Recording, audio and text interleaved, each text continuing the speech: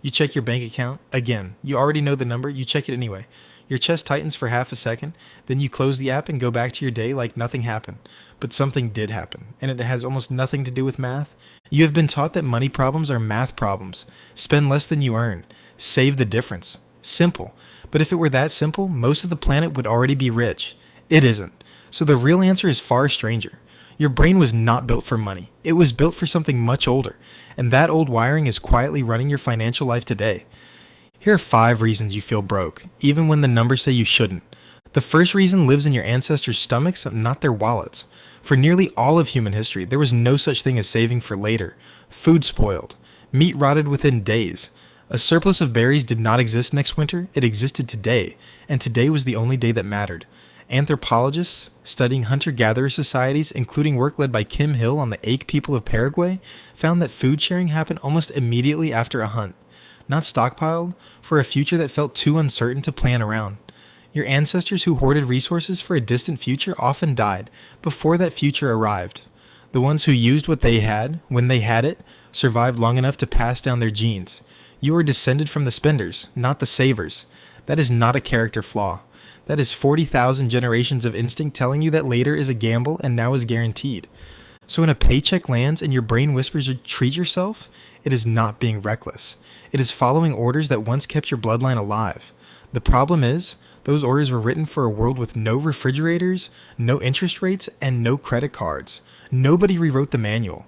You are running ancient software on a modern operating system, and the glitches show up as your bank balance.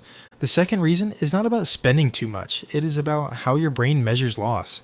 In the 1970s, psychologists Daniel Kahneman and Amos Tversky ran a series of experiments that would later win a Nobel Prize, and what they found rewired how economists understand human decision-making. Losing money, they discovered, hurts roughly twice as much as gaining the same amount feels good. Losing $100 does not just cancel out finding $100, it wounds you harder. This is called loss aversion, and it explains a behavior that looks irrational from the outside, but makes perfect sense from the inside. Think about the last time you avoided checking your investments during a bad week, or the last time you held on to a losing decision far longer than you should have, just to avoid admitting the loss was real. Your brain is not doing math in those moments, it is trying to protect you from a wound. Ancient humans who ignored a threat, a predator, a rival tribe, did not get a second chance to learn from the mistake. Pain had to be louder than pleasure, or the species would not have survived.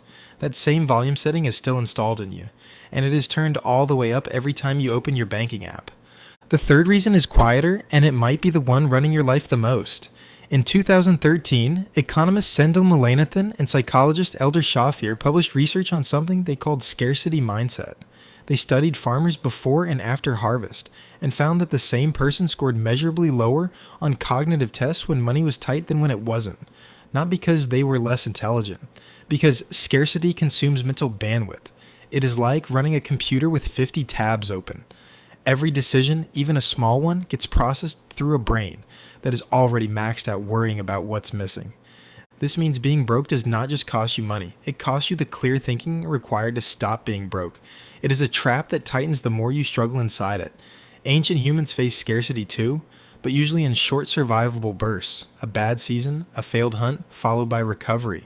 Modern scarcity can stretch on for years, and the mind was never designed to run on high alert for that long without breaking something. The fourth reason is not really about you at all.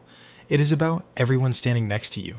In the 1950s, psychologist Leon Festinger proposed social comparison theory, the idea that humans determine their own worth largely by measuring themselves against others nearby. For most of history, nearby meant your actual village, a few dozen people, a knowable world. You could see who had more, and it was rarely by much. Now nearby means a screen.